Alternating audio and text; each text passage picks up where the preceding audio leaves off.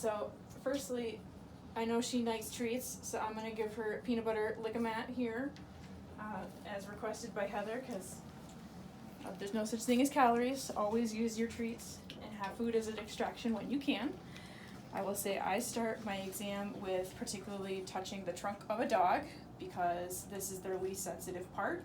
It also helps for me to get their vitals, especially if they're super anxious. I will go ahead and listen to their heart, their lungs, and feel their abdomen, which gives me enough information to know, is it okay to sedate them if I need to for more internal concerns, or even blood work, things like that. Her heart and her lungs sound great. If she liked music, I would normally be playing music. A lot of dogs tend to do calmer when they're in an environment that is quieter or they're more familiar with. And again, I'm just kind of feeling her belly and making sure I'm keeping my hand here on her trunk so that she knows that I'm right here. And as I'm going along, I'm still also feeling her skin. Does she have any masses, any lesions, which Sashimi does. She's got a couple of scabbings and areas that we know about already because we know her history. And then I kind of move forward as they allow to check their ears, their eyes,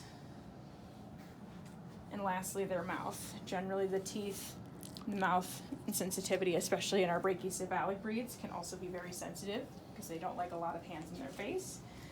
And then if we can get her to stand, if she'll let us, then I start to look at the paws as best as I can, and also feeling for mobility as I'm lifting up the paws. And I'm sorry, that was the cytopoint that just went rolling by. So I do know for a fact the last time that I examined Sashimi, she screamed because she was having her anal glands expressed, but also with the injection of the cytopoint. What you guys didn't see here on the video is as she was coming in the room, she was almost backing up on the leash, which can be very common in some pets. So I'm gonna have Heather hold. Normally we'd have my technicians hold, just to make sure that they aren't gonna be having any issues, but Heather is her mom. I know, and that can sting a little bit, but then making sure that they have treats, anything that they like, even if it's treats from home, to follow up so that they're like, okay, now I get a reward, this is a positive thing.